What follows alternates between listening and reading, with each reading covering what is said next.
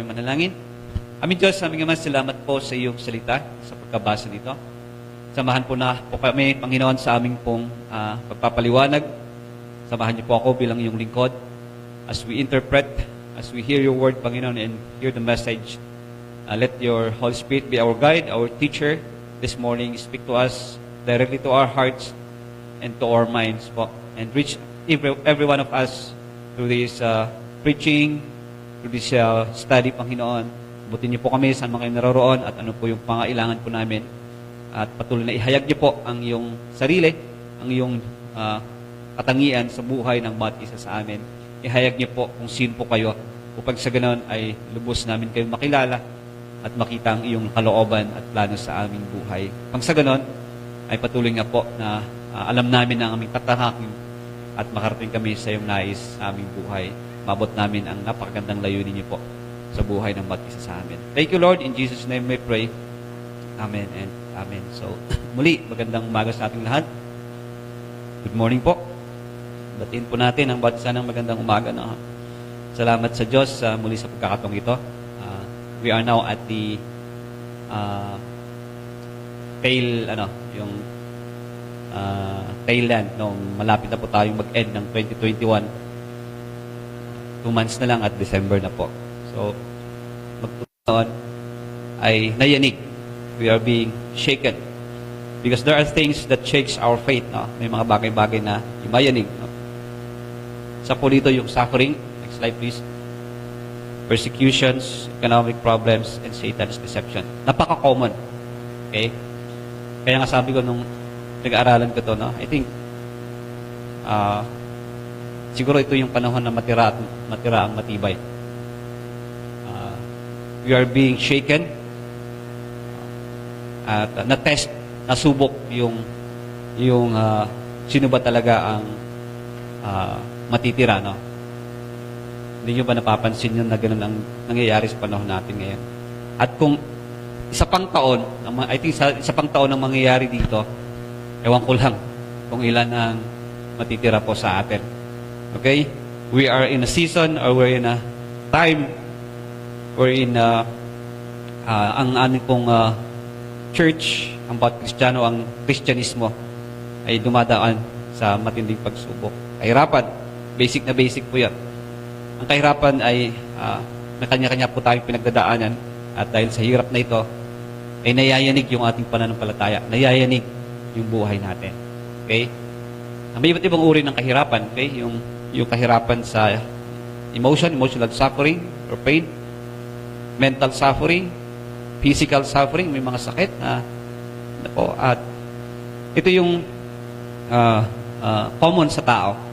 Napaka-common na bawat sa atin ay may nagdadaanan. And the challenge is that nung nayanig ba tayo o nayanig tayo dahil sa kahirapan, ano po ang reaction po natin? Pag-uusig, persecutions, mas matindi ito pag-usaping pananampalataya. Alam natin sa Middle East, sa I think Afghan, sa somewhere in the Middle East, nakaka-experience talaga sila ng pag-uusig dahil sa kanilang pananampalataya. It's another context na kanilang buhay. No?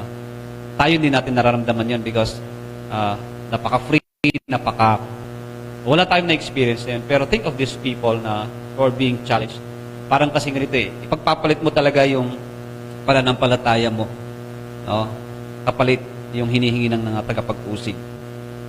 No? Especially in the area wherein gusto nilang palitan ng Kristyanismo.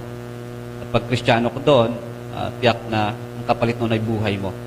So, napaka-challenging because it shake your faith. Dalawang choice lang. Either tatalikuran mo ang iyong pananampalataya, tanggapin mo ang kanilang hinihingi, no? Or hayaan mong ikaw ay papatin kapalit ng iyong pananampalataya. So, napakatindi yun. And dito sa Hebrews, no, kasi binalikan po natin, yun po yung kalagayan nila. It is a time wherein they are being persecuted. Matindi yung pag-uusig sa kanila, matindi yung kahirapan. And we all know that. Ngayon, ang challenge ngayon, dahil nayayanig sila dahil sa pag-uusig nito sa kanilang pananampalataya, may balak silang bumalik. Okay? Kasi ang tagapag-usig nila, yung mga dating karelihiyon nila. dating kasamahan nila na, na naniniwala sa kanilang sariling paniniwala at relihiyon. Ngayon, itong mga Kristiyano ito, nagbagong buhay, nakakilala sa Panginoon. So, ang tagapag-usig na lang ngayon, yung mga taong ito, yung mga dating kasama nila. So, gusto nilang ibalik sila sa dati. Pangatlo is yung economic problems. Marami sa atin ang nayanig. Ang kanyang Christian faith, ang kanyang pananampalataya dahil sa kakulangan ng pera. Hanggang ngayon, no? Dahil sa ekonomiya, pagbagsak ng ekonomiya po natin. Pero salamat sa Lord kasi mukhang sa tingin nyo kaya, no? Ay, sa akin, malaki yung hope ko na by next year, pag fully vaccinated lahat, at least ma-minimize po yung lockdown. Wala na sigurong lockdown next. Kasi almost naman dyan nga sa Noveleta, I think, ay halos tapos na yung mga adult. Okay. Yung taga-Seed of Faith, halos tayo ay na bakunahan, right? At pa tayo na bakunahan.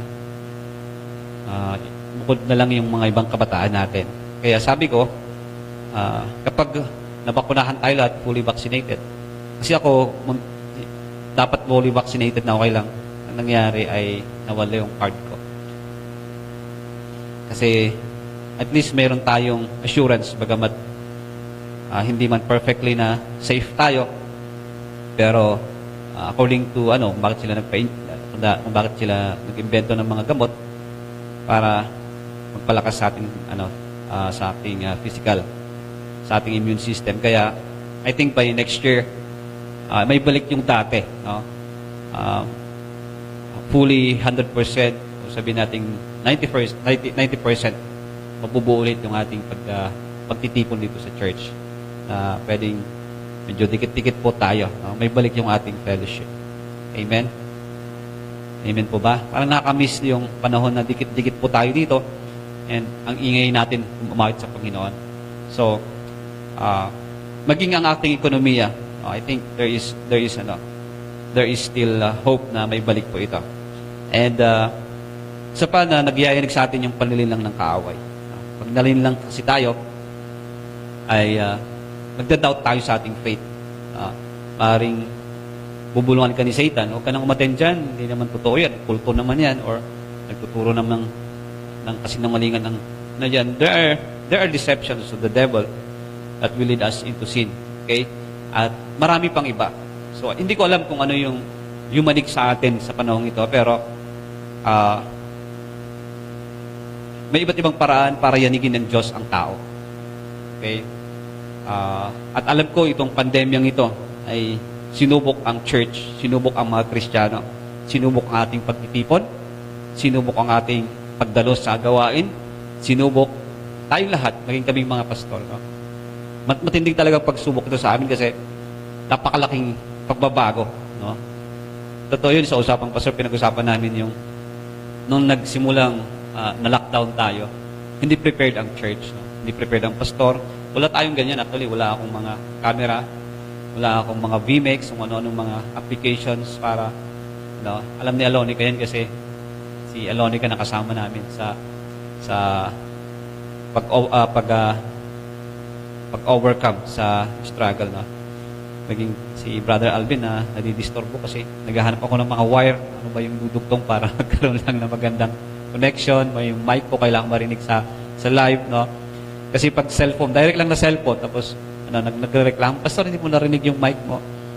So, 2020 para sa akin bilang pastor ay matindi yung challenge. No? So sabi ko, pag hindi ko itutuloy ito, hindi ko i-connect, hindi tayo magkaroon ng connection through Facebook and through live, ay lalong marami sa atin ang panghinaan ng pananampalataya. So, salamat sa Panginoon kasi meron tayo katulad ni Lonica na IT. IT po yan. Ay, IT ba? Computer science. Mga mahusay. Malaking backup ko talaga yan si Elonica. No? And the rest, of course, yung multimedia. Nakatuwa kasi bago mag-lockdown, nabuo na yung multimedia. Pero yung ganito na, actually hindi ako sanay na magsalita sa harap ng camera. No? Camera shy ako. Pero, naging makapal na rin. No? Mapansin nyo. At kayo rin, natuto kayong yung mga estudyante natin, natuto silang mag-online class, magbukas ng camera, natuto silang makipag-interact. So, malaki yung pagbabago. No? Pero grabe na yung parang for a year, nag-struggle no, nung umuwi pa kami sa Pampanga. Alam niyo ba yung experience ko doon na punta ako sa puno, umakyat ako sa puno ng mangga para lang send yung preaching ko kay Alonica. Si Alonica, Pastor, 15 minutes na, mag-start na tayo, alas 9.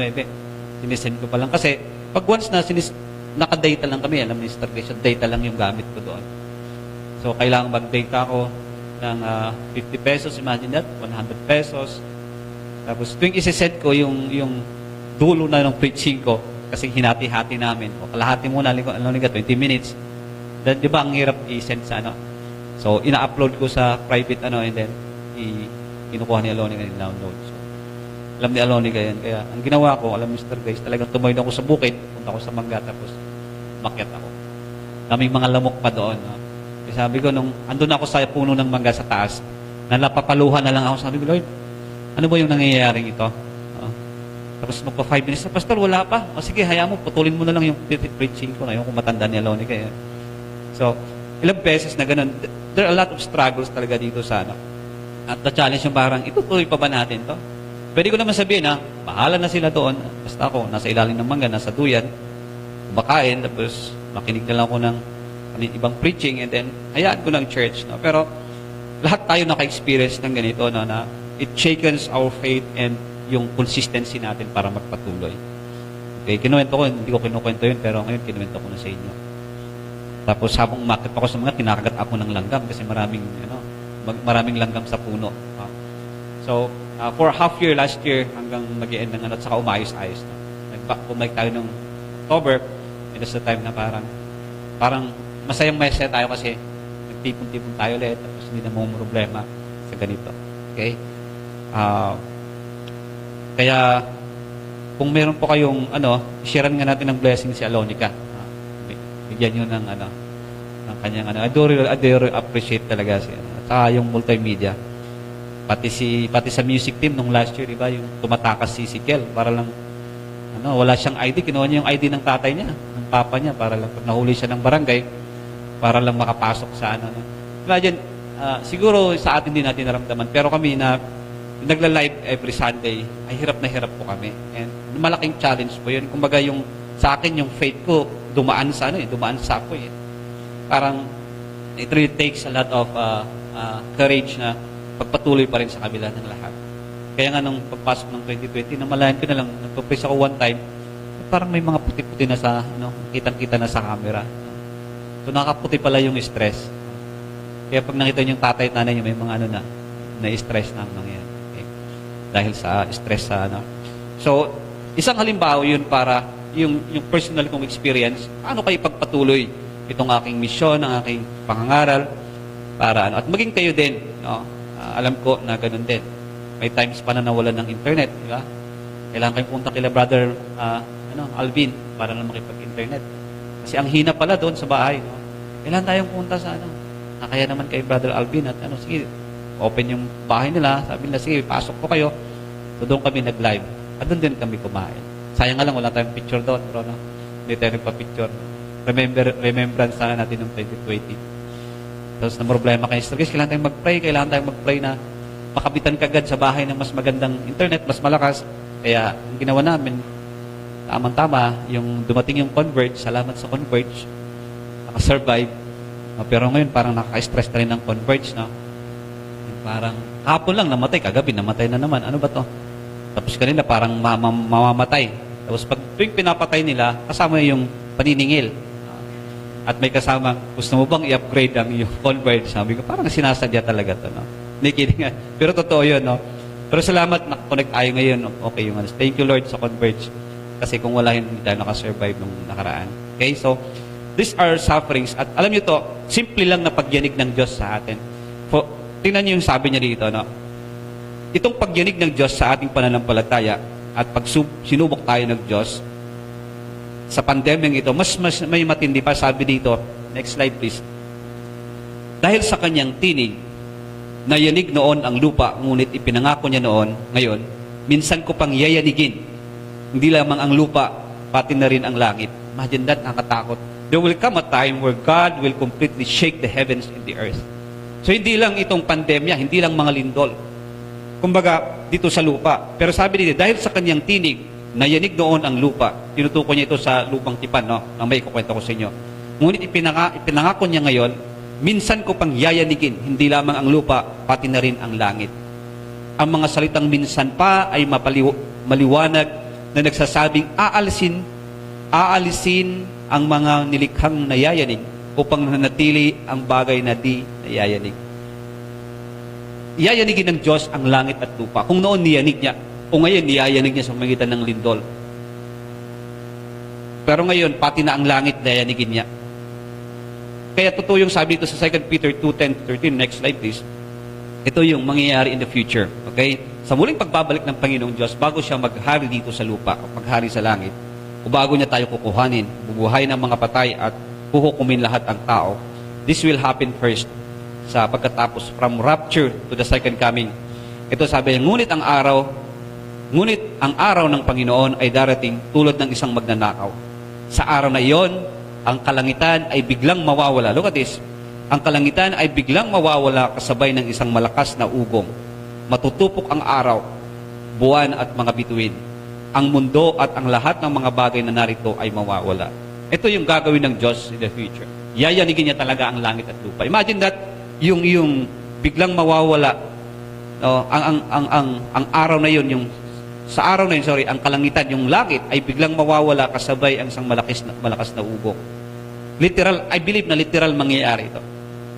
Sabi niya, yung araw matutupok. Matutupok ang araw, buwan at mga bituin.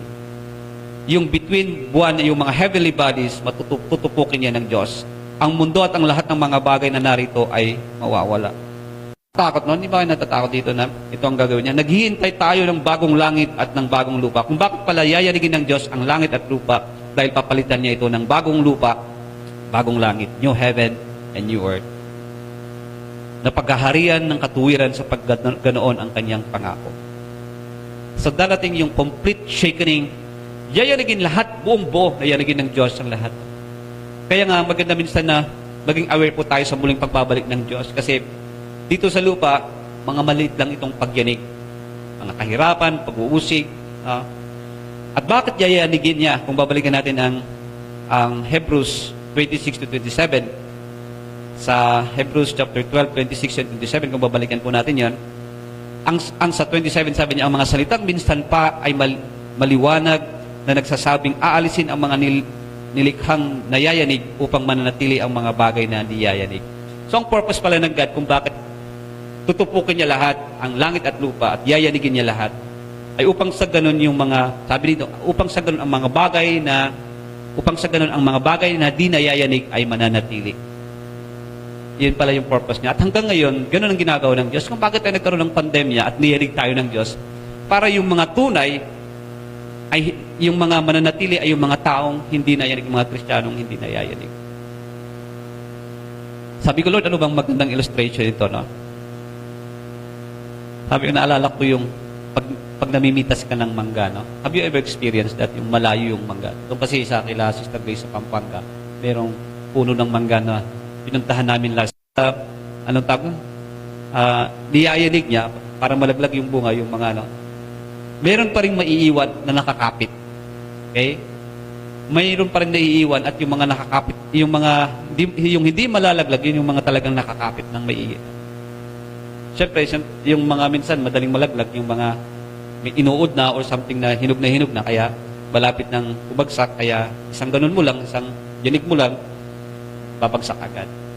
So sabi ko, parang ganun ang gagawin ng Diyos, no? Yung hindi malalaglag, pag niyanig mo ang puno ng mangga at yung yung malalaglag, yun yung hindi nakakapit. Kung madaling malagas, no? Pero yung nakakapit, yung natili sa pinakasanga niya, ay hindi malalaglag. Ganon din ang mangyayari. Pag niyanig tayo ng Diyos, at ikaw ay nananatili pa rin na nagsasamba sa Diyos, salamat, ikaw ay niyanig pero nananatili ka na nakakapit sa Panginoon. Amen? Amen ba? Sinasala ho. At darating yung panahon na talagang kompleto talaga yung pagyanig ng Diyos. At kung ikaw ang Kristiyano na hindi nakatungtong, at ikaw ang Kristiyano na hindi nakaugnay sa tamang pundasyon, ikaw ay mayayanig at isa ka sa malalaglag. Okay? Alam niyo ba, pag ikaw ay yung word na sinasala, no? Totoo yun eh. Pag yung mga buhangin, parang nakita ba kayo kung paano salain ng buhangin yung panghalog na para maging pure yung buhangin na yan? Ilalagay nila yung buhangin, mga rough, at naghalo-halo na yung mga pino. Tapos, sinasala nila yun. Parang niyayanig din nila at para naglalagay yung mga buhangin na malalaki at maiiwan yung maiiwan yung malalaki yung mga pino, yun ang babagsak. So, sa buhay Kristiyano natin, niyayanig tayo at sinasala tayo. Okay, dinadaan tayo sa iba't ibang uri ng pagyanig. Pero gusto kong makita nyo na in the future, sa muling pagbabalik ng Diyos, ito ay lubusan na at makita natin matira ang matibay. Now, next slide please. Gusto kong makita nyo na ang Christian remains unshakable when he is standing on unshakable. So isang Kristiyanong mananatili po na hindi mayayanig kahit anong dumating sa buhay niya, kahit dumating na yung pangalawang, yung sinasabi dito sa 2 Peter at sinasabi dito sa Hebrews, na pagyanig ng Diyos ng langit at lupa.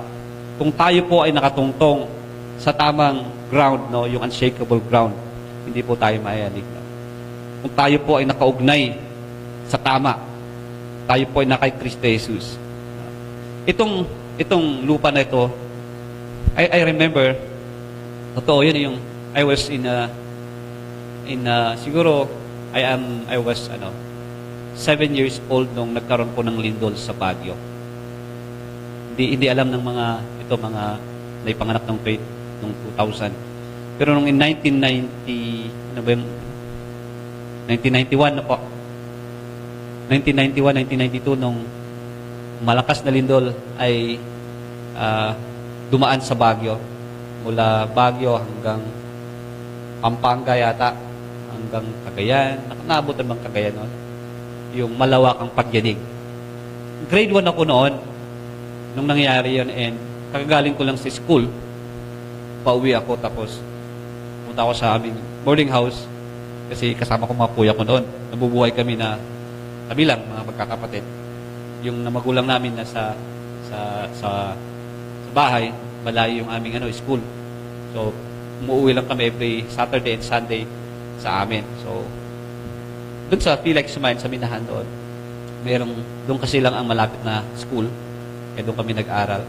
And after ng dismissal namin ng hapon, pagkasya nung grade 1 ako ng elementary, tuwing uuwi, gutom na gutom ako. Kaya nagmamadali akong umuwi. At minsan, kung may pagkain doon, pagdating ko, kain nga agad. So, pagdating ko doon, ako lang mag-isa makain ako gano'n, tapos biglang gumaganon yung boarding house, tapos nagsisigawan na sila. Lahat alam mo ba yun kasi alam kung nakapunta kayo sa Baguio, sa bundok, yung mga bahay naman doon ay hindi katulad dito na patag. Yung mga bahay doon, parang parang bahay ng mga kalapati na nakaano lang, di ba doon? Minsan yung parang sa mandang slope niya, doon lang tinayo yung mga bahay doon. Kaya pag aakyat ako, siyempre, yung boarding house namin sa taas, aakyat ako, may step aakyat doon. Kaya, nung kumakain ako gano'n, nayayanig yung lamesa, nagsisigawan. So, instinct, bilang bata, no? Instinct mo na you have to run. Kasi alam mo na pwedeng anong mangyari. So, tumaas yung adrenaline ko, labas ako, tapos tinignan ko yung mga tao. Sabi nila, sinisigaw nila yung lindol. Labas kayo sa bahay nyo. Kaya, baba akong gano'n. Kasi mula, pababa. Tapos yung mga steps na pababa, meron yung hawakan ng mga railings. Tapos, ang tendency na ko doon, maghanap ako ng hahawakan para hindi ako malalaglag, hindi ako matutumba. No? So, ibis na patakbo akong pababa, punta sa may kalsada kasi at least mas maluwag sa kalsada. Pagbaba akong gano'n, hindi ako makababa kasi ang lakas ng kaya I have to hold on to the railings, yung railings na hinahawakan ng mga bumababa. So, akala ko, pag hawak ko sa railings, hindi ako mayayanig o hindi ako Pag hawak ko sa railings, parehas yung katawan ko, yung talagang nayayanig. So, lalo akong kinabahan at natakot. Kaya yung mga tao na nasa kalsada na tinatawag kami, baba na kayo dyan. Kailang, nantay ko munang tumigil yung lindol. So, tumigil sa saglit, buha ko pababa, punta ako sa kalsada kasi doon lahat yung mga tao doon. At andun kami lahat doon, nagkukumpulan. At nakatingin lang kami doon kasi at any moment, pwedeng babagsak pwedeng yung mahati yung bundok, at kami matatabunan, parang gano'n ang mangyari. And ang alam ko, maalala ko kasi nung bata ako, nung grade 1 ako, nung lindol na yun, every 5 minutes, parang yun ang pagitan. After 5 minutes, titigil, yayanig na naman ganon. So, I recall that event na, even nung gabi na, no? Kasi dinala kami sa basketball court kasi sa basketball court mas maluwag. So, lahat ng mga nakatira sa mga boarding houses, bank houses, sa Minahan, pinapunta kami sa basketball court at doon kami natulog. Kaya pag once na yanig, alam niyo po, pag ganito yan, pag lilindol ng malakas, tatayo kami lahat, pati yung leader ng simbahan. Tapos, sabi nila, let us pray. Hail Mary, full of grace, the Lord is with you. Nagpo-pray lahat. Tapos na naman, upo kami, tapos parang papatulog na, yayanig na naman na gano'n. Lakas. So, tatayo na naman yung mga mag-pray tayo. Pray na naman. No? And habang naalala ko yun, no, I'm referring more to the, sabi ko, what yung sinasabi dito at darating yung talagang hindi yung lupa lang ang iyayanigin niya. Maraming nayanig actually nung time na yan. Ang daming namatay, nayanig ang kanilang pananampalataya. Yung parang akala mo na safe ka sa lupang ito, pero pag naglindol, hindi po tayo safe. So kailangan natin ng isang ground na kahit lilindol, hindi magigiba. Kahit lilindol, hindi babagsak. Hindi mabibiyak. No? So saan tayo tutungtong doon? I-relate natin sa ating pananampalataya. Meron ba kayong alam na hindi nayayanig at hindi nagigiba? Na doon tayo tutungtong. Sabi ko nga, akala ko yung railings na yon, yung pinagkakapitan ko na yon ay hindi mayayanig. No? Batang-bata pa kasi yung isip ko noon, pero nayayanig pala. No? At maraming mga times na sa buhay natin na meron tayong akala natin hindi mayayanig. Akala natin nakatungtong po tayo sa isang bagay na maaring kayamanan. Safe tayo doon. Maaring isang relasyon, safe tayo po doon. Pero pag lahat niyanig ng Diyos, kaya sabi ko, nakakatakot yung mangyayari in the future na lahat ay yayanigin. No? At alam ko, sabi dito, alam ko ang hindi mayayanig yung mga taong nakatungtong lang sa isang ground, sa isang lupain na hindi mayigiba. At ano yun? Next slide please. Sino ang mga hindi mayayanig pag dumating ang panahon ito? Those who have come to Mount Zion and not to Mount Sinai. No? Ikukwento ko po. Bilis ng oras natin. Pero ikukwento ko po. Sikapin kong ikwento ko. Sino mang hindi mayayanig? Tinutukoy niya ito sa mga Israelita na gustong bumalik sa dati. Kaya ang ginawa ng writer ng Hebrews, in-explain niya, inihalintulad niya yung Mount Sinai, ikinuwento niya yung Mount Sinai at Mount Zion. Explain ko kung saan ba tayong bundok. Okay? So, para maintindihan ng mga sinusulatan dito, in-explain ngayon ng writer, ng author ng Hebrews na mayroong dalawang bundok. Ang tinutukoy niya yung Mount Zion at Mount Sinai.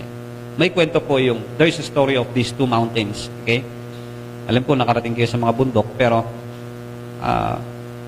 sa Lumang Tipan kasi, sa isang Israelita, malinaw na malinaw sa kanya kung pag pinag-usapan ang Mount Sinai. Next slide, please. Ang Mount Sinai, sa Hebrews chapter 12, tingnan niyo yung description niya. Okay, saan nga ba tayo? Kasi gusto kong makita nyo, sa Mount Zion ba tayo o sa Mount Sinai? So, using this mountains illustration, kasi sa Mount Sinai, kung narin yung word na Mount Sinai, this is a mountain, okay? Wherein God gave the law to Moses. At tingnan mo yung description ng bundok na to. Sabi niya, sa Mount Sinai, hindi kayo makalapit o hindi kayo lumapit sa isang bundok na nakikita. Gaya ng mga Israelita na sa bundok ng Sinai. Sinasabi dito ng Hebrew writer, o writer of the Hebrews, hindi kayo lumapit sa isang bundok na nakikita. Gaya ng mga Israelita sa bundok ng Sinai.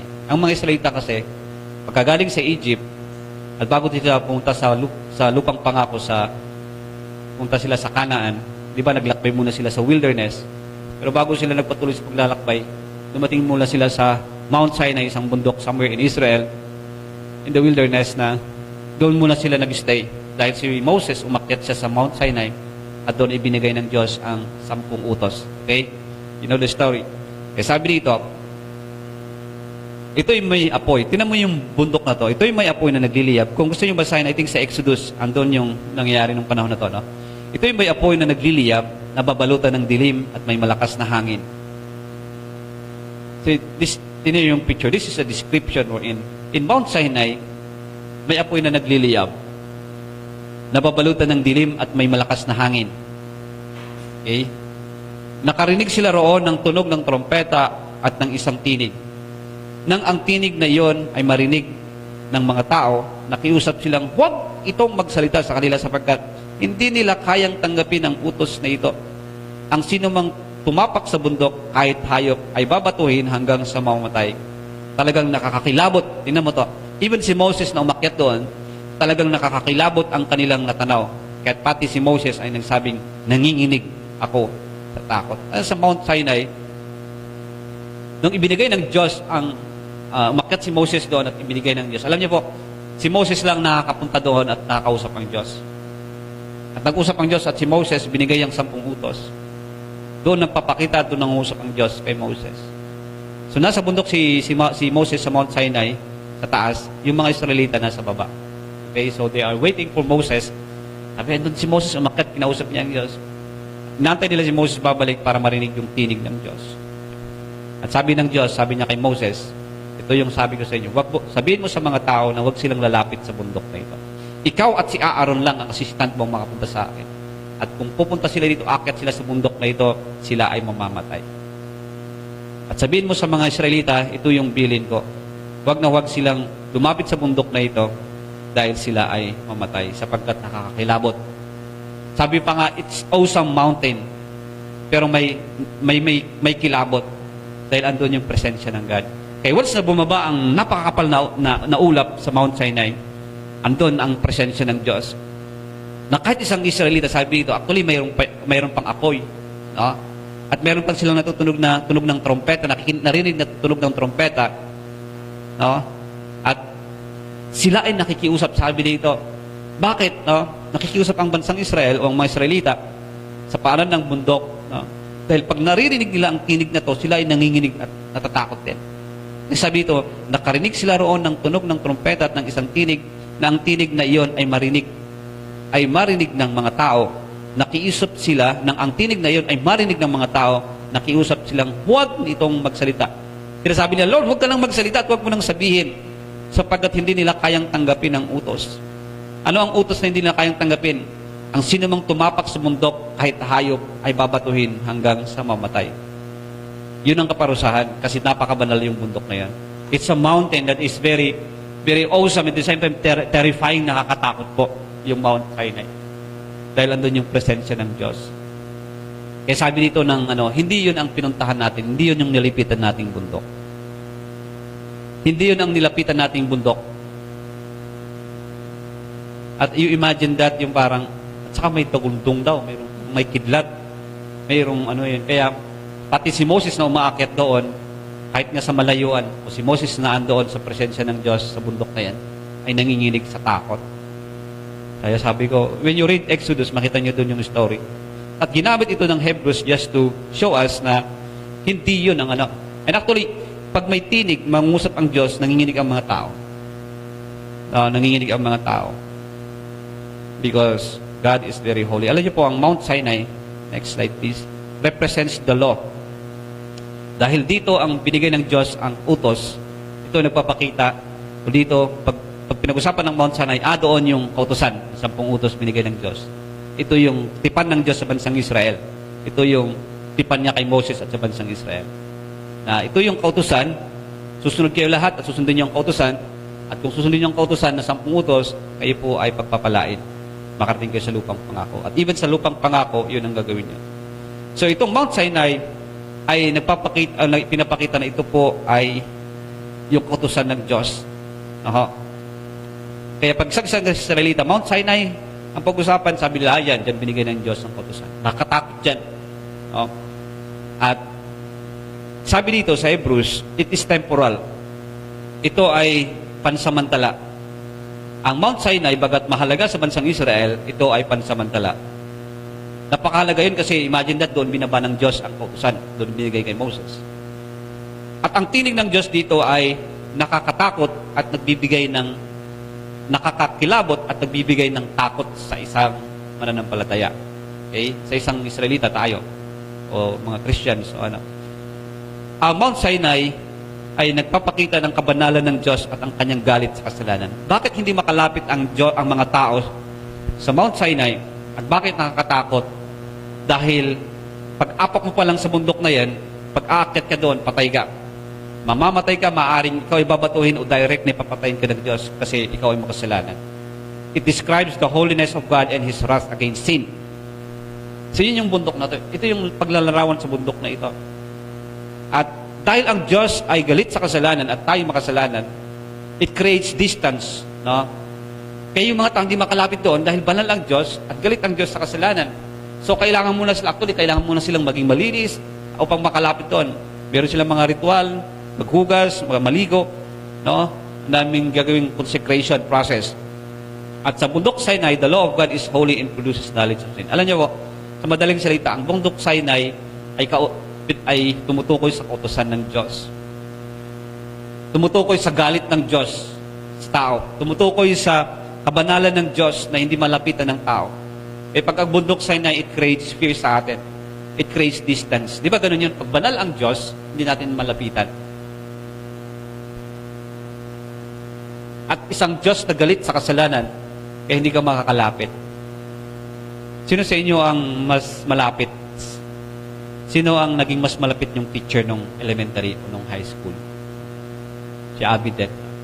Mostly, sino bang mas malapit sa inyo or mas malapit kayo sa isang teacher?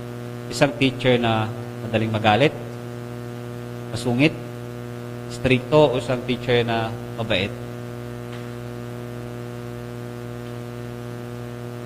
Manaranasan niyo ba yun? O mababait lahat ang mga teacher? Nung elementary ako, pag andun yung teacher na masungit, mabait, namamalo, nanginginig yung tuhod ko, na hindi ako makapag-recite. Na-experience niyo ba yan? Sino bang sa kanino kayo mas malapit? Ang isang taong masungit, hindi ma-unapproachable, kasi pag nagkamali ka, papagalitan ka agad-agad. Di ba pag elementary ka gano'n? O pag ikaw ay bata, no? O yung, sa magulang mo, sino ang mas masungit sa magulang mo? Tatay, nanay. Di ba pag hingi ka pa lang ng pera, tumatas yung kilay niya, hindi ka na makalapit, hindi ka na makapagsabi. Galit siya, no? O maaaring talagang, it creates fear, yung anger ng isang tao, it creates fear. It creates trauma pa nga eh. No? Ganun ang mararanasan mo sa presensya ng God, no? Hindi ka makalapit. It creates fear and distance. Sa isang tao na laging galit sa iyo, alam niyo, nung high school ganun din, no? Pag andyan yung teacher na, parang tameme ako, tapos, pero yung teacher na mabait, lapit ko yun, tapos, parang madaling lapitan. Kasi alam mo na, he will receive you, at walang distance. No?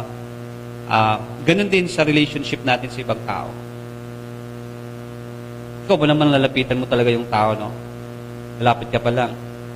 Even sa mga anak na nagkakamali, pag uuwi, daming kasalanan. Tapos, alam mo na, pag galit ang tatay mo, alam mo yung batas niya. Alam niyo na paparusahan ka. So, ganun ang mararamdaman ng isang tao dito. At yung law, ganun. Ganun kabagsik ang kautusan. Pag nasway ang kautusan, kayo mamamatay. Pag pinag-usapan ng kabanalan ng Diyos, it creates fear and distance. It's normal. Ewan ko kung sang-ayon kayo. Pero totoo yun eh. Yun ang karanasan natin, di ba? So yun yung bundok. At sabi dito, hindi yun ang nilapitan nyo. Hindi ang kautusan. Ang nilapitan nyo, tinanggap nyo. Hindi yung bundok Sinai ang tinanggap nyo. Kundi ito ang, sa halip, sabi niya, ang nilapitan nyo ay ang bundok ng Zion at ang lungsod ng Diyos na buhay. Ang Jerusalem sa langit na kinaroroonan ng, ang ganda, tingnan nyo to. Ang ganda po, look at this, no? Sa halip, ang nilapitan ninyo ay ang bundok ng Sion o Zion at ang lungsod ng Diyos na buhay. Ang Jerusalem sa langit na kinaroroonan ng hindi mabilang na anghel. Ang tinan mo to, tinan nyo yung bundok na nilapitan natin. Tinan nyo yung tinanggap po natin bilang mga mananampalataya. Ang dinaluhan ninyo ay masayang pagtitipon ng mga panganay na anak na ang mga pangalan ay nakatala sa langit. Imagine, ang nilapitan ninyo ay ang Diyos ng hukom, na hukom ng lahat, at mga espiritu ng mga taong ginawang ganap. Ang nilapitan ninyo si Jesus, ang tagapamagitan ng bagong tipan at ang dugong iwinisik, na may pangako na mas mabubuting bagay kaysa sa sinisigaw ng dugo ni Abel. Sa Israel, merong dalawang bundok, yung Mount Zion, ay yung Mount Sinai at Mount Zion, pero meron din Mount Zion. Kung basahin niyo po yung buhay ni David sa 1 Kings and 2 Kings, o sa 2 Samuel, mababanggit doon yung Mount Zion. Punta ka sa Israel, andun pa rin yung Mount Zion, yung location. I don't know how accurate nung ino nga. Yes, sabi dito, hindi Mount Sinai ang hindi kautusan ang tanggap natin, or hindi tayo nabubuhay sa kautusan, hindi tayo dumating sa isang bundok o nilapit sa isang bundok na natatakot po tayo. Kundi ang nilapitan po nating bundok ay yung bundok Zion. Ano ba ang bundok Zion? Sabi dito, lungsod ng Diyos, the city of God. So, ibig sabihin, next slide please, ang Mount Zion is the city of God. Ang tinutukoy niya dito. So, pumasok tayo sa isang city of God o sa Jerusalem. Sa Mount Zion ay andoon yung, I think, sa Jerusalem andoon yung Mount Zion. Kaya pag sinabing Jerusalem o Mount Zion, parehas lang yan. At doon yung presence ng God. Andun yung templo. Andun yung tinatawag itong City of David or City of God. At pag pumasok ka doon sa Mount Zion, sa Jerusalem, safe ka. Kaya nga Jerusalem, di ba, meron siyang wall. Meron siyang, even yung temple andoon. Safe ka dahil ito ay City of God. Imagine that, bayan ng Diyos. Ang Mount Zion ay doon sa Mount Zion na nilapitan po natin ay may mga company of angels. Sa madaling salitang, sinasabi dito, sa langit ito. Sa langit may mga company of angels. Hebrews 12:22, di ba? Sinasabi diyan. Pumasok tayo o lumapit tayo sa bayan ng Diyos, sa Jerusalem, sa langit, na tinutukoy dito, para maintindihan ng mga Hebrew na mayroong Jerusalem sa heaven, di lang dito sa lupa. May langit, may city of God, at meron ding company of angels. Kaya ang makasama natin sa langit ay angels. Thousands of angels. Kaya minsan pag narinig yung mga prayer ng mga liturgies natin, at samahan mo kami ng mga libo-libo mong anghel. Kasi totoo yun, when we worship the Lord, kasama po natin ng mga angels singing to the Lord. At Mount Zion is the church of the firstborn. Okay? Sa Mount Zion, sa heaven, may natawag lang Church of the Firstborn.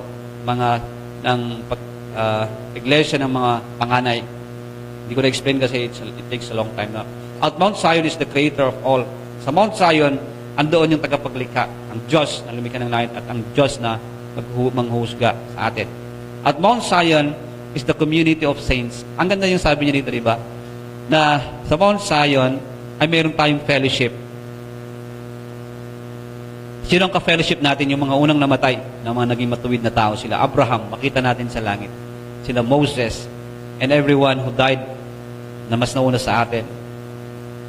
At isa pa nilapitan natin, ang Mount Zion, andon si Jesus Christ, the mediator of the new covenant.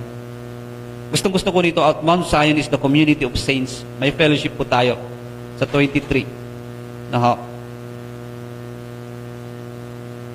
Kaya dito pa lang sa lupa, dapat mayroon tayong fellowship. At ito yung ginagawa natin, ay magaganap din sa langit. Kaya lang yung fellowship natin dito sa lupa, ay pansamantala. Pero sa langit, it's permanent. So, Pastor, na pong pagkakaiba ng Mount Zion at Mount Sinai? Nakita natin kanina ang Mount Zion, kung mapatungkol ito sa kautusan. Dito sa Mount Zion, next slide please. Dito sa Mount Zion, ay nagpapakita ito ng grasya ng Lord. Okay? It speaks of God's grace. Ito ay usapin ng law versus grace.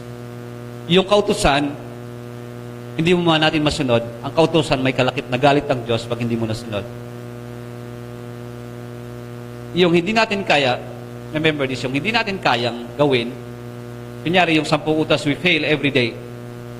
Ang nagkaantay sa atin ay kalakip ng hindi natin perfectong pagsunod sa kautusan ay ang put at galit ng Diyos sa atin, ang parusa. Okay? Pero sa dulo ng kautusan ay ang Panginoong Kristo Jesus.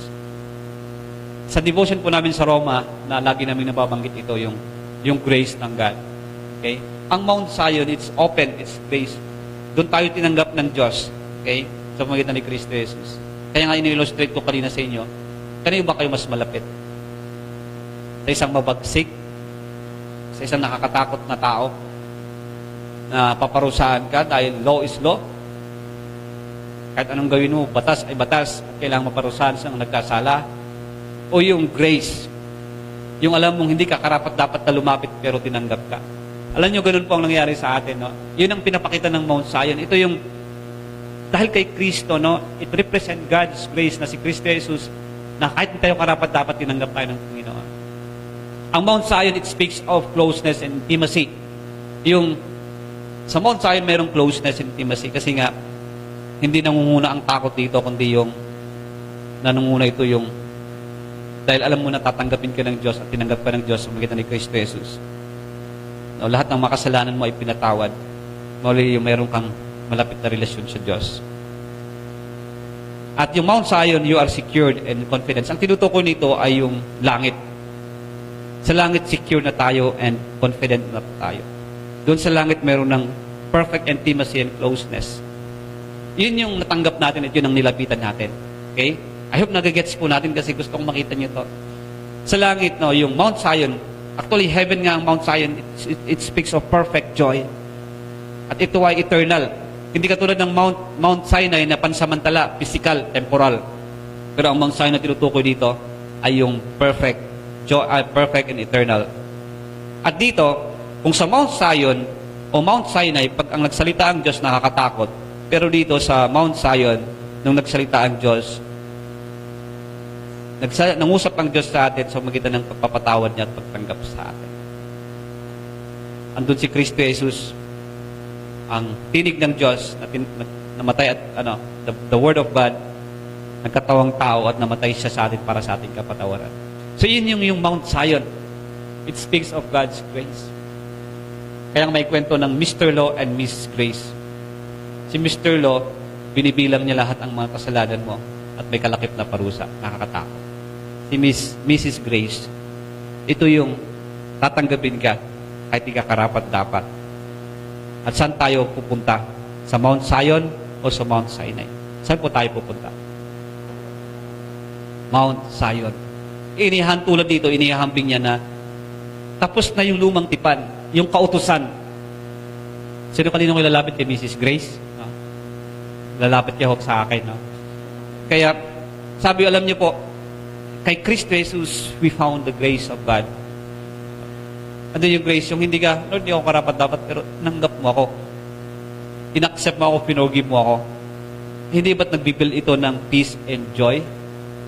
At hindi ka natatakot na lumapit sa Panginoon at sa Diyos? Hindi, sabi ng Diyos, hindi ko na tinitingnan yung lahat ng kasalanan mo kung sinuway mo o sinunod mo ang utos. Ang nakita ko lang, yung lumapit ka kay Kristo Jesus at tinanggap kita. No? Pinatawad kita. No? Ang sarap yung tanggapin ka sa kabila ng iyong kahinaan at pagkakasala. Amen ba? Pero alam mo yung taong ito, hindi ka papatawarin. Hindi ka papatawarin. Ang mangyari, hindi ka, lalo kang napapalayo, dahil hindi ka tatanggapin. Kaya nga, pag ang mga anak niyo humihingi ng tawad, tanggapin niyo yung paghingi niyo ng tawad. Kahit, kanyari si China, ilang beses ka humihingi ng tawad, sabi ni Mrs. Grace. Hindi ka nagbabago. Di ba ganun ang kondisyon natin? Pero ang Diyos hindi ganun, di ba? Yung parang, ilang beses ba tayo magkasala sa Diyos sa araw-araw? It's only by the grace of God. Kung namubuhay pa tayo sa batas, patay tayo dyan. Nakakalabot, nakakahinig na kakahantungan natin. Pero salamat kasi we are in Mount Zion, na kay Kristo Jesus po tayo at natanggap na natin ang Mount Zion. Gusto kong i-take note po natin. Next slide please. Ito ang buhay Kristiyano natin. Pag sinabi dito kasi, hindi niya sinabi dito na ang lalapitan ninyo, hindi siya future. Sa halip, ang nilapitan ninyo ay bundok ng Zion. Ang nilapitan nyo ang langit o pumasok kayo sa langit sa lungsod ng Diyos. Hindi siya present, di ba? Hindi niya sinabi na ang lalapitan nyo in the future. Ang sinabi niya, ang nilapitan nyo, tandaan nyo, ang nilapitan nyo ay ang langit, okay? O pumasok kayo sa langit, sa bayan ng Diyos. Ang buhay Kristiyano natin, pag tinanggap mo si Kristo Jesus, pag tinanggap mo si Kristo Jesus, nasa iyo na ang langit. Okay? Pag sinabing tinanggap mo natin si Kristo Jesus, na kay Kristo Jesus tayo, nasa atin na yung bayan ng Diyos. Okay? Actually, sabi niya, Pag tayo na kay Kristo Jesus, tayo ngayon ay tayo ay mamamayan ng langit. Hindi niya sinabing magiging mamamayan ka ng langit, hindi niya sinabing kasama ka na sa Mount Zion. It's not a future. Pag once na tumanggap ka sa Panginoon, tayo na kay Kristo Jesus, kalakip na yung pangako nito na buhay na walang hanggan o ang langit. So, ibig sabihin, nasa atin na. Nasa sa atin na. Amen? Amen. Hindi ba kayabangan yun, Pastor? Hindi ba kasi sabi niya nga dito, sabi niya na, ang lalapitan niyo, sabi niya, ang nilapitan niyo na. No? You are now under grace, not under law. Nasa iyo na si Kristo Jesus. Nasa iyo na ang security and confidence. Hindi ka na mayayanig. Nasa iyo na ang perfect joy. Nasa iyo na ang buhay na walang hanggan. Nasa iyo na ang kapatawaran. Tanggap mo ng kapatawaran na naranasan mo ng pagtanggap ng Diyos sa iyo. At ikaw na ngayon ay safe. So the future is already the present. Sa isang Kristiyano, tanggap na natin yung future. Yung buhay na walang hanggan. Nasa sa atin na. Today we possess, tomorrow, on earth we own heaven. So habang alito tayo sa lupa, nasa langit na tayo. Amen? Nagets niyo po ba? Ito yung doctrine natin, yung sinituto ng salita ng Panginoon na dapat hindi natin malimutan. I-claim na natin yon by faith. Okay? Natanggap na natin ang langit. Natanggap natin ang buhay na walang hanggan, ang eternal. Hindi yung Mount Zion. Hindi yung Mount Sinai kasi yung Mount Sinai mayayanig yan. Pero yung Mount Zion, kahit anong yanig ang gagawin diyan, hindi yan mayayanig. Amen? Amen ba? Nag-gets niyo po ba yung point? Na ang meron tayo ngayon ay ang langit na sa atin na kahit yanigin ng Diyos, hindi mayayanig. Amen po ba? Kaya sabi dito, we who are under grace, not we are under law, we who have come to Christ by faith, next slide please, we are not saved, sorry yung mga wrong spelling, we are not saved by the law, but God's grace through our faith in Jesus Christ. So anong connection dito, Pastor? Next slide please. Anong connection? Bilisan natin kasi wala akong time. Pastor, anong connection dito? Ang gusto kong makita nyo dito, na ang meron sa atin ay yung grace ng Lord. Mayroon sa atin si Kristo Jesus. Ang meron sa atin ay nasa atin na yung langit. Nasa Mount Zion na tayo. Tayo ay malapit na sa Diyos. Tayo ay secured na. Pag pinag-usapan kasi ang Jerusalem, sa lumang tipan, secured ka pag andoon ka. Hindi ka maano ng kaaway. Hindi ka mapapatay ng kaaway kasi secured ka, nasa presensya ka ng Diyos. Now, ang gustong makita nyo, ganun din sa atin ngayon. Habang hindi pa tayo nasa langit, totally, na nasa presensya ng Diyos, nasa sa atin na ito. Na kahit anong mangyari, ang yayanigin ang langit at lupa, hindi tayo mayayanig.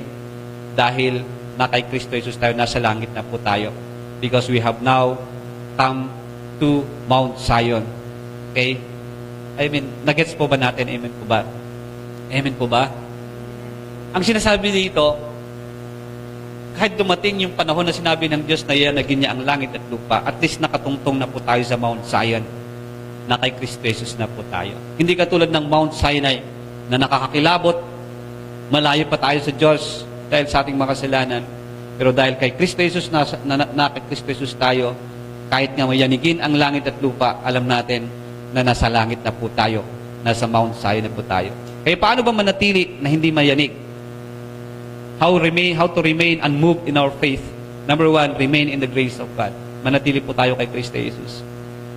Baka mayroon pang nabubuhay sa atin sa kautusan.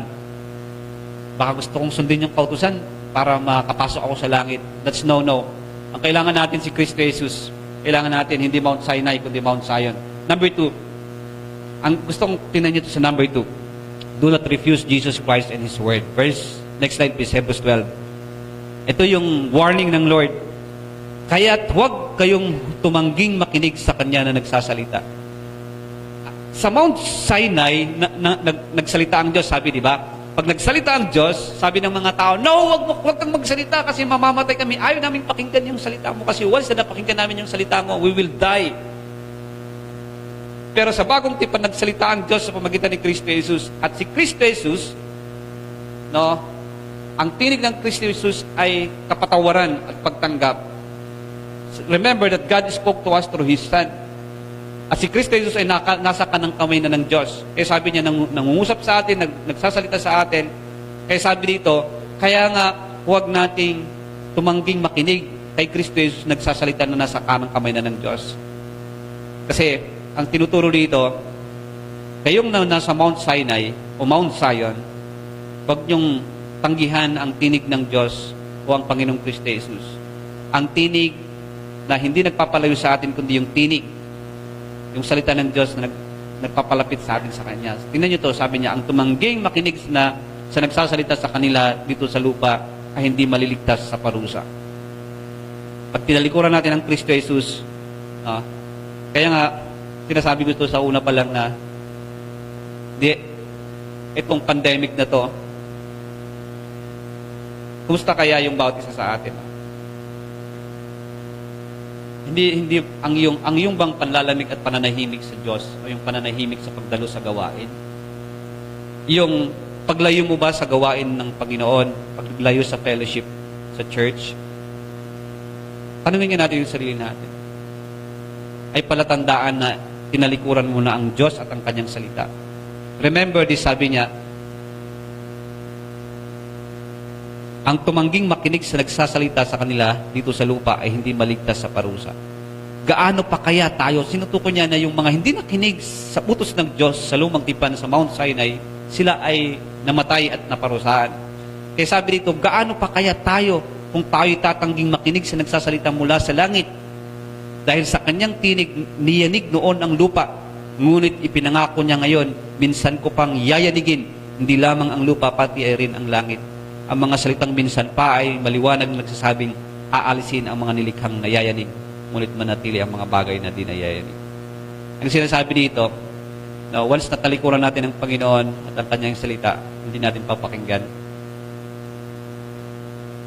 Pag nagsalita na ang Panginoon na mula sa langit at hindi natin pinakinggan. Dito nga sa lupa, niyanig.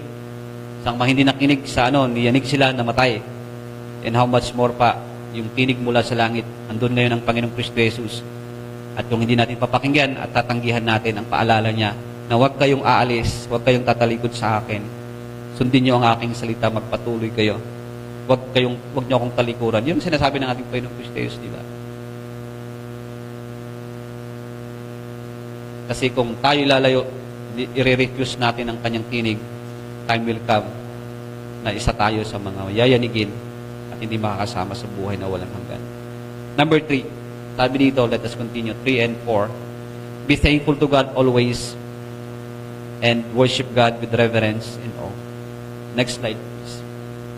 Tignan mo to. Kaya anong gagawin natin maliban na tayo manatili po kay Kristo Jesus at huwag nating tanggihan ang Panginoong Kristo Jesus ang kanyang tinig, tayo rin ay magpasalamat. 28, kaya magpasalamat tayo sa Diyos sapagkat tumanggap tayo ng isang kahariang hindi nayayanig. Ang tinutukoy niya, ang langit, ang paghahari ng Diyos magpakailanman. Na yun ang pinasukan natin, yun ang tinanggap po natin, ang Mount Zion. Doon naghahari ang Diyos. Kaya ang gagawin natin, magpasalamat tayo dahil meron tayong kahariang natanggap na hindi mayayanig. Kaya tayong mga Kristiyano, hindi po mayayanig pagdating ng panahon na ito. Amen. Hindi tayo mayayanig.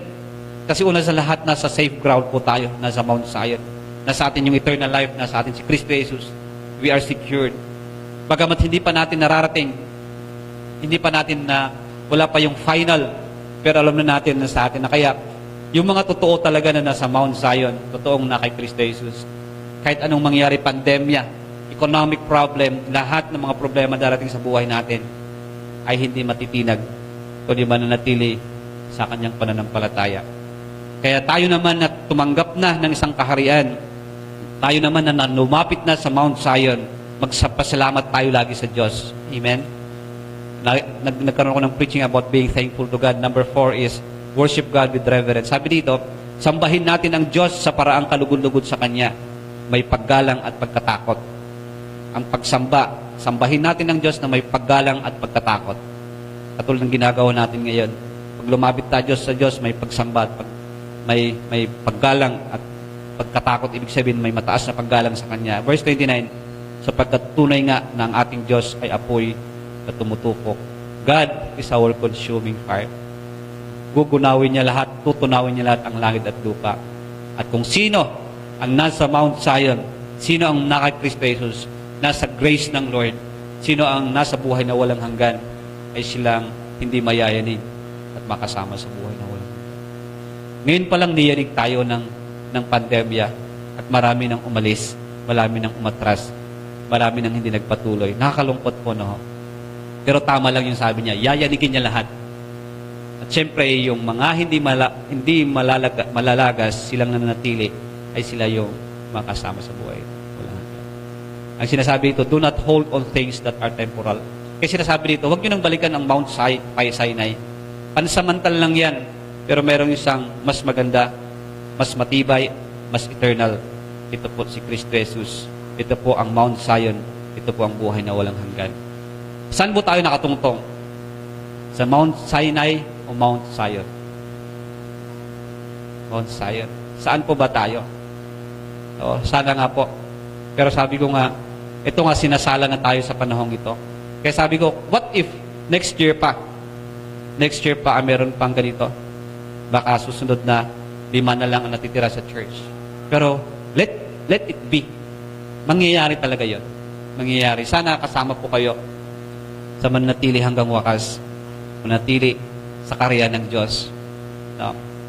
Manatili na secure. Kasi darating panahon talaga. Even mga pastors, even mga lahat ay masusubok.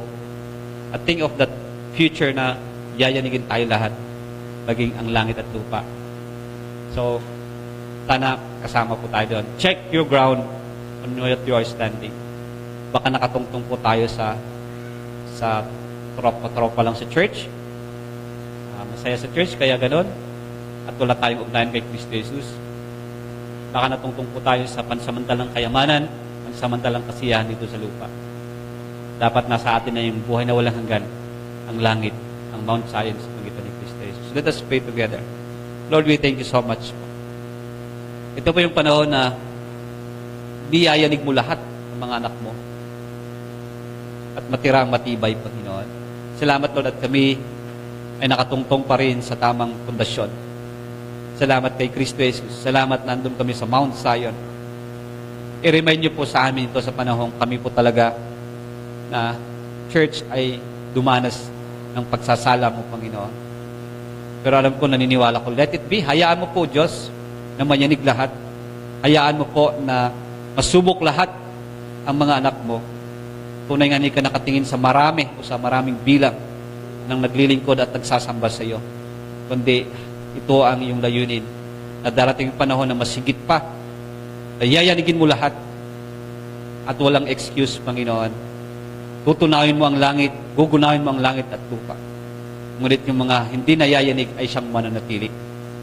Kaya Lord, hayaan mo po na kami, o Diyos, na lumapit sa Mount Zion, lumapit kay Kristo Jesus, at tinanggap na ang buhay na walang hanggan, nasa bayan na ng Diyos, ay patuloy nga po na magpasalamat sa iyo, maglingkod, magsamba, Panginoon, sa inyo, sapagkat inang nais mo po. Sambahin ang Diyos, God who is the consuming fire, ang Diyos na hindi magpakailanman magbabago. Kaya Lord, hayaan mo po na kami na natitira, nagpapatuloy sa kabila ng mga kaliwat ka ng pagsubok sa aming pananampalataya. Hayaan mo, Lord God, na manatili po kami sa inyo. Manatili ang bawat isa sa amin sa iyong grace. Manatili ang bawat isa sa amin kay Kristo Jesus. At sa mga tunay nga po na nakakilala sa iyo na